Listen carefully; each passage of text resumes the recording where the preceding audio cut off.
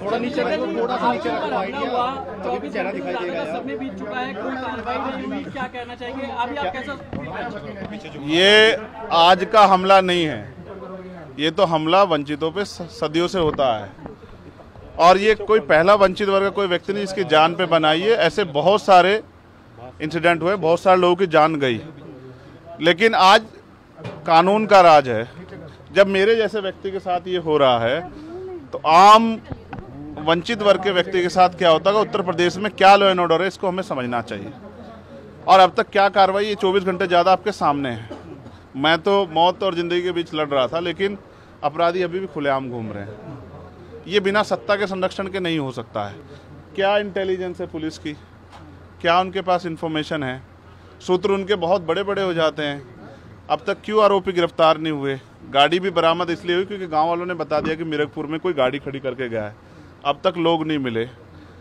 ये वंचितों का बेटा है, अगर मर भी जाएगा तो क्या फ़र्क पड़ेगा, लोग भूल जाएंगे। ये किसी रानी का बेटा नहीं है, तो अगर उसको कुछ होगा, किसी कमिश्नर साहब से जुड़ा हुआ मामला नहीं है कि 4-5 घंटे में कुत्ता बरामद हो जाएगा। मैं ये मानता हूँ सरकार की घोर लापरवाही है और मुख्यमंत्री का बिल्कुल ना बोलना और बड़े बड़े दावे करना और इस घटना में ना बोलना स्पष्ट करता है कि मुख्यमंत्री सत्ता को संरक्षण दे रहे हैं, अपराधियों को संरक्षण दे रहे हैं और उनके संरक्षण में अपराधी पल रहे हैं। और ये कानून व्यवस्था के लिए, लोगों के कानून के प्रति विश्वास के लिए बड़ा खतरनाक है। अच्छा, हम लोगों ने सीसीटीवी देखा, उसमें दिख रहा है कि पीछे से गाड़ी आके चेस करती है। और क्या कुछ अगर कुछ बता पाएंगे कि आप कहाँ थे, कैसे फायर? देखिए, मैं दिल्ली से लौटा हूँ, मेरे एक साथी की डेथ हुई, मैं थोड़ा सा परेशान था। फिर उस डेथ की सूचना के बाद मुझे आना था देवबंद में। हमारे एक साथी की माताजी की डेथ हो गई थी, उनके यहाँ रस्म पगड़ी का कार्यक्रम था। उनके घर से जैसे मैं निकला,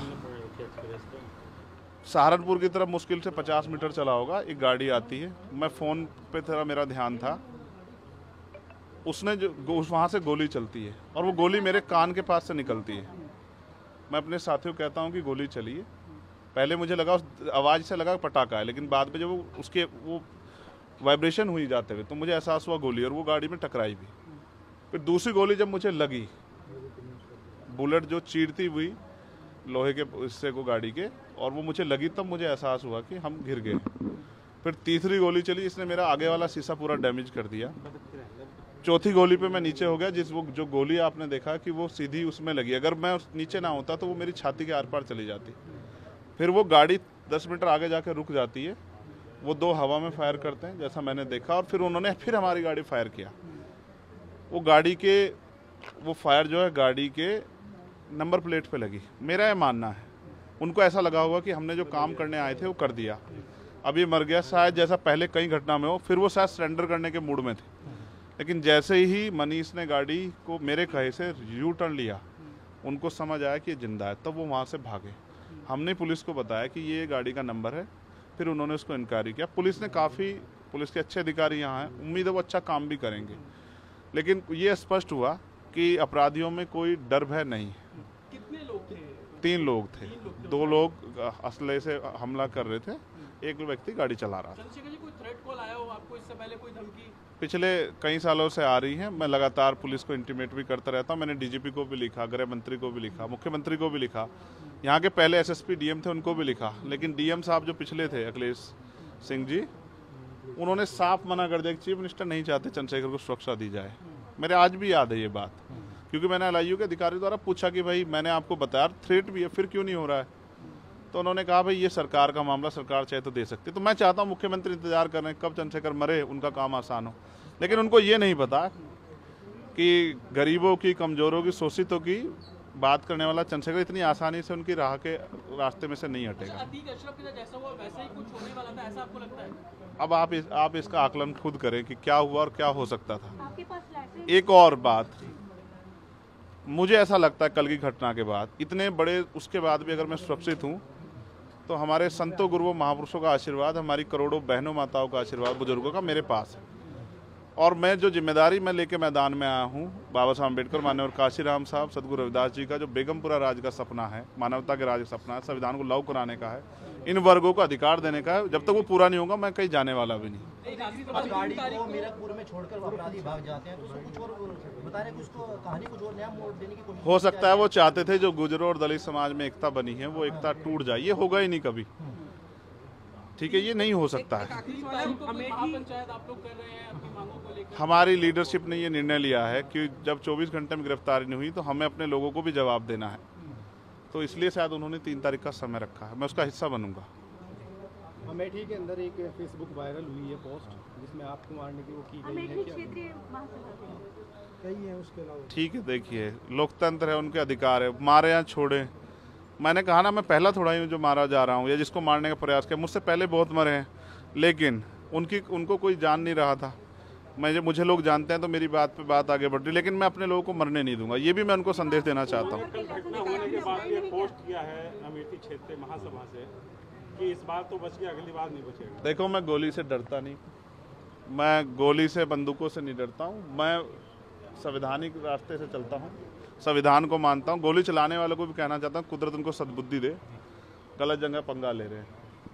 मैं झगड़ा नहीं चाहता, मैं अपने लोगों को भी ये कह रहा हूँ कल से शांति बनाओ को और संविधान के रास्ते चलो। वो हमें डिस्टर्ब करना चाहते हैं कि जो हम राजनीतिक ताकत हमारी बन रही हो कमज़ोर हो जाए, हम दूसरी दिशा चले जाएं, लेकिन ये भी एक अटूट सत्य है कि हम संविधान के जरिए जवाब देना जानते हैं, और किसी को गलतफहमी हो तो वो गलतफहमी सुधारने का समय है। वो क्यों वो कर रहे थे, वो पाला खींच लें, मुझे ही तो मारना है ना, वो बता दे मैं चला जाऊंगा मरने में, अगर मेरे लोगों के साथ तो ये खेल ना खेले ना, मैं तैयार हूँ। अगर मेरे मरने से हमारा आंदोलन आगे बढ़ता, हमारे लोग खड़े होते, मुझे कोई दिक्कत नहीं है, लेकिन उनको ये समझना चाहिए कि ये आज लोकतंत्र है।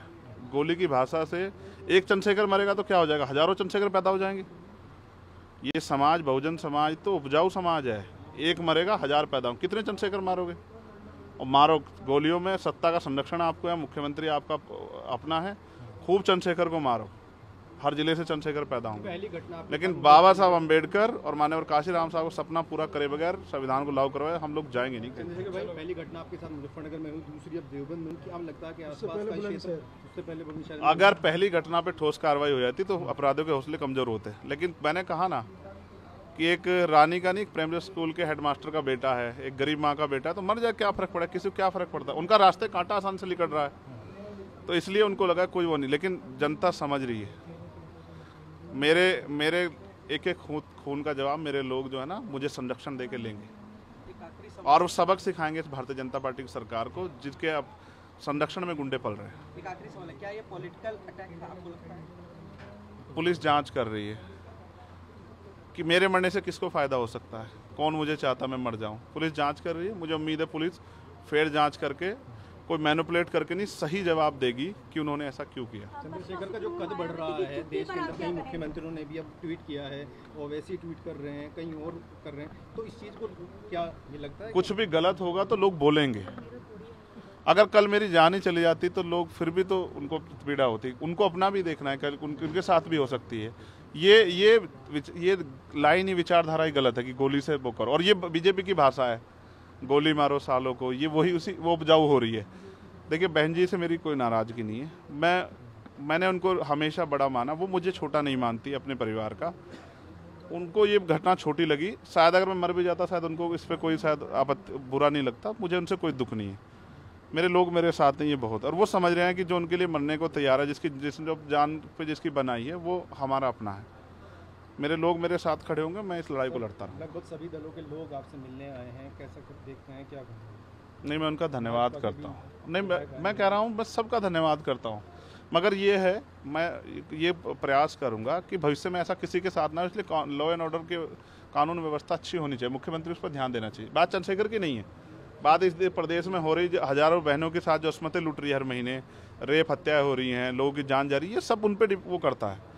तो वो मुख्यमंत्री पद पर बैठे हैं, अगर वो इसको संभाल नहीं पा रहे हैं तो क्या फ़ायदा, फिर उनको इस्तीफा दे देना चाहिए। फिलहाल आप ठीक है, डिस्चार्ज किया जा रहा है? हाँ ठीक हूँ, बस कार्यकर्ताओं ने आज जो है जगह जगह ज्ञापन दिया है, सहारनपुर में दिया, अगली रणनीति क्या रहेगी? नहीं, कोई रणनीति नहीं है, पार्टी के सीनियर लीडर जो तय करेंगे हम लोग उस पर काम करेंगे।